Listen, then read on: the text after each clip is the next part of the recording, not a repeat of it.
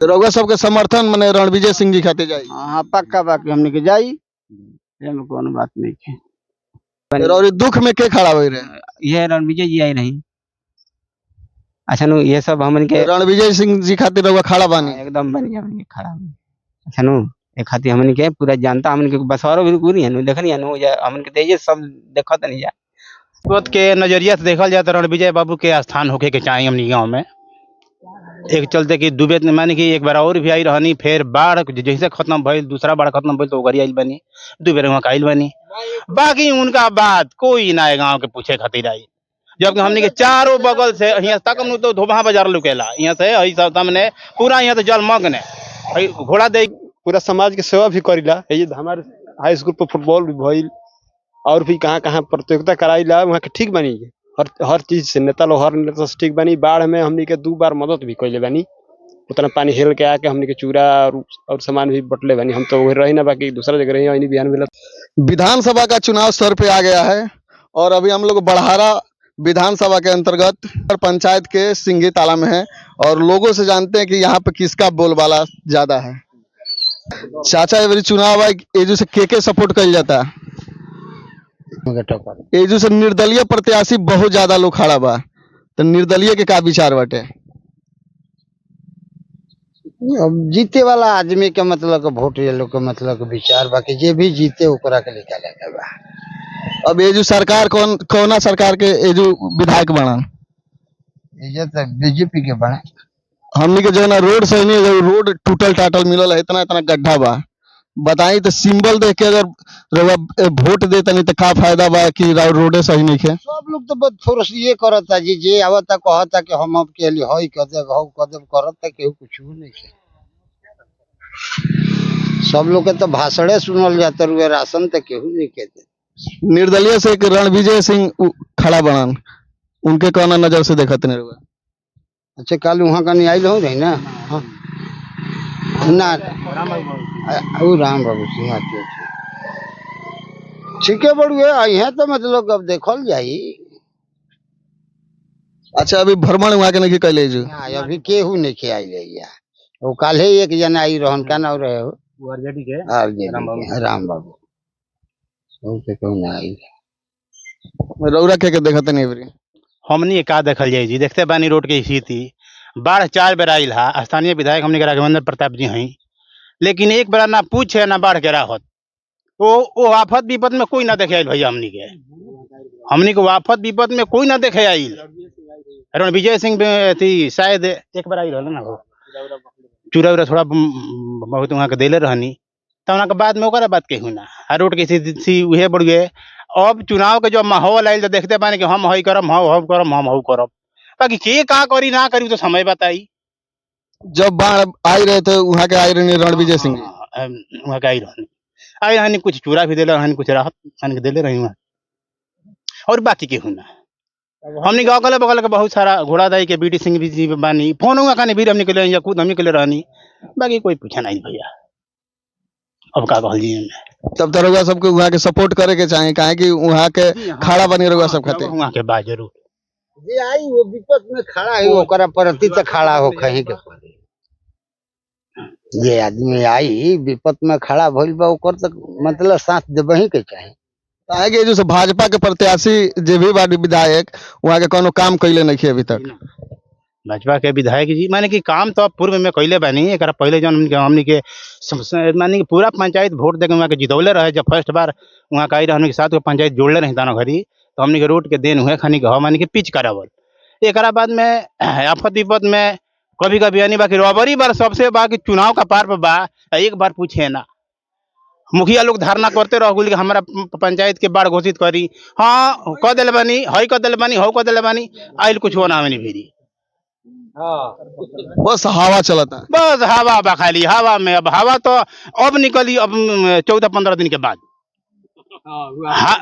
14-15 दिन के बाद हवा उनको तो हवा कहाँ जी कोनो ठेकान नहीं है।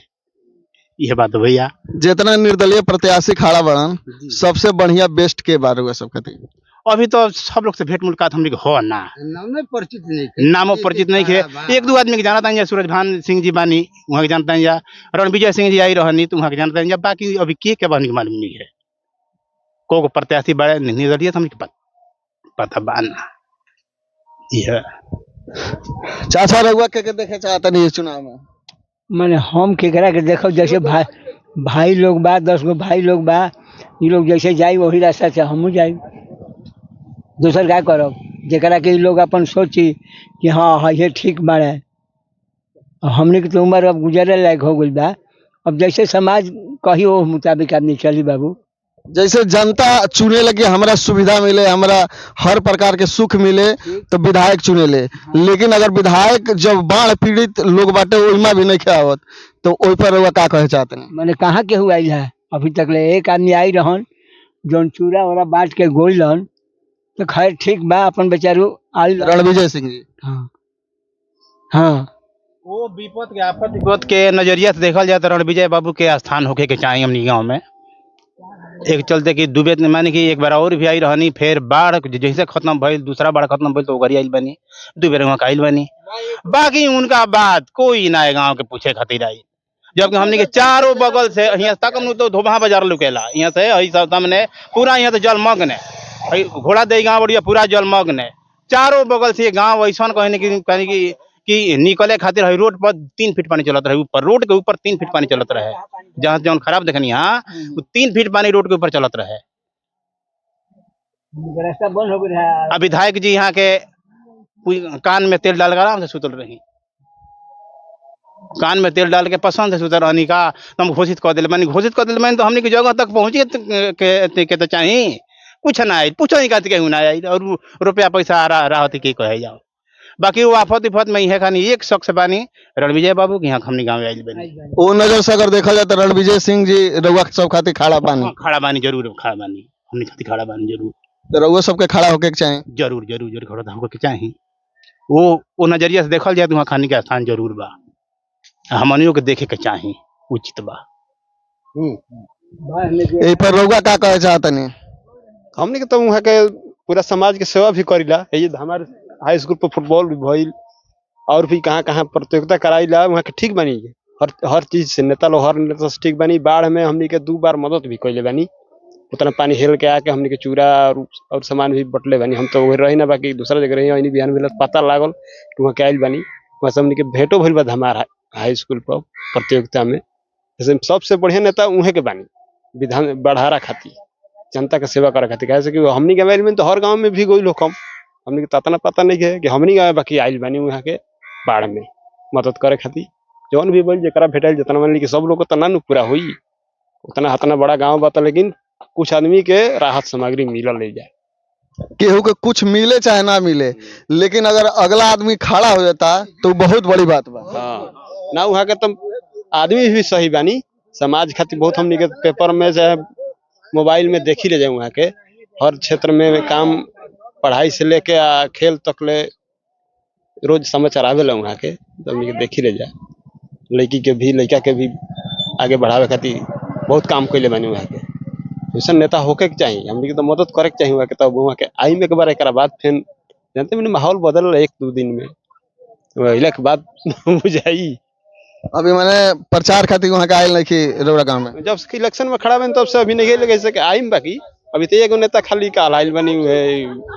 राम बाबू सिंह जी एक बाद अभी तक केहू नहीं आई हमने के भिरिये के बारे विधायक जी अभी तक नहीं खन आई मैंने जोर घूमले बड़ा दिल्ली पर मोबाइल में बाकी हमने के अभी नहीं खन आई। अगर रणविजय सिंह जी ये अगर न्यूज देखा तो नहीं तो रुआ आई और अपना जनता से मिली ये जो के मांग बाकी रुआ आई घूमी टाइम तो माहौल तो मन में न करी ऐसे के वहाँ के कौन नेता नहीं खाना होता अभी हमने के फिर एक अगल बगल के बानी जब कि केहू नहीं निर्दलीय ढेर लोग बाबा वहाँ के उतना दूर के होके राजापुर के या सबसे लास्ट छोर से है लास्ट छोर आइल बनी दूरी चल के आई नहीं आज लोग 2 किलोमीटर पर हमने भी ना आई है के है जगह सामने लोग था एक दिन में ना आई नहीं ये मानी बिहारा के सुजभान सिंह जी वहाँ के भी जाए एक बार ना आई नहीं हमारे के तो मंत्री जी बानी तो वहाँ के तो अभी बहुत दिन हो गए तो कहाँ के वहाँ के बाकी 35-40 किलोमीटर चल के आयल बानी तो वैसे वहाँ के तो हमने के भाई मदद कैले में तो हमने करे के चाहिए मदद अगर और साथे के खड़ा होता तो ओकरे प्रति रउआ खड़ा होके के चाहिए। हाँ होके के चाहिए ना वहाँ खड़ा बानी जनता के साथे गाँव और गाँव में घूमल बानी पहले भी आज भी जैसे वहाँ के आइम तो और अच्छा रही। चलिए और भी लोग बाटे ने देखा थे। अच्छा नौजवान आप लोग बानी के सपोर्ट करो तनी जो यहाँ कहीं लगाई अरे वहाँ कहीं लगाई हो जा बोली हो जा हम राम बाबू सिंह के राम बाबू सिंह के वहाँ के जब ये जो के जनता के सब कहता कि जब बाढ़ आई रहे तो वहाँ के पूछे तक ना आई रहनी और रणविजय सिंह जी यहाँ पे पूछे आई रहनी सामग्री भी कुछ बटनी तो वहाँ के कौन नजर से देखा तनी सब वहाँ के ठीके बने वहाँ के ताइलों रही बाढ़ आई रहे तो ऐसे तो कोई आवते नहीं के रोडों के हाल देखते बने रोड तो बहुत खराब बा बहुत खराब बा सब लोग आवता बन जाई हो गई कई साल से बनता का कर भैया के सपोर्ट करते नहीं यहाँ से निर्दलीय भी बहुत लोग खड़ा बा बहुत लोग पार्टी से भी बा हमन के कहना में यह बड़ो कि जे भी आइल दुख में ओकरे का हमन के अपन सहारा बुझतन या अच्छा नु चूरा दही के हमन कोनो महीने नहीं खे दुख में आज तक हमन के अथी के पंचायत के मुखिया भी पूछे ना आइल के रोग सब कैसे बने और दुख में के खड़ा हुए रहे ये रणविजय जी आई नहीं अच्छा नु ये सब हमन के रणविजय सिंह जी खातिर रउआ खड़ा बानी एकदम बढ़िया हमन के खड़ा अच्छा नु ए खातिर हमन के पूरा जनता हमन के बसवारो भी पूरी है नु देखनी है नु हमन के तेजे सब देखत नहीं जा हमन के खुद आई नहीं दुख में जो भी है मोमबत्ती रहे चूड़ा रहे और कुछ भी रहे सब अपन दे के गोई नहीं मिलल जे ना रहे ओकरा ना मिलल है नु बात बा जे रहे ओकरा मिलल जे ना रहे ओकरा ना मिलल लेकिन पिछाड़ में तो आइल बनी नु हां तो ठीक है बा चूरा कोनो महत्व नहीं रखत अगर केहू रउआ के पूछे तो वो बड़ी बात बा बड़ी बात बा उहे बहुत बड़ी बात हमन के विधायक दिन आई नहीं हमन के जौन विधायक बनी अपन वहां खानी पूछबे ना कनी कि रो सब कोना समस्या में बानी कोना संकट में बानी तब हमन का बेसी का कह सकते माने जो जौन विधायक बने वहां के पूछे ना नहीं बाढ़ में क्यों नहीं अब हमन का कहि जा राहत तक हमनी के नहीं मिलल बा राहत तक मैं यहाँ से हमरा सिंगी तला से कतना मोबाइल पर छोड़ल गोली के जा कतना पानी बा कैसे हेल के आदमी जाता लेकिन केहू हमनी के पूछे खातिर ना आइल ना हमनी के राहत तक मिलल रउआ सबके समर्थन माने रणविजय सिंह जी खातिर जाई हाँ पक्का बाकी हमनी के जाई एमे कोनो बात नहीं है।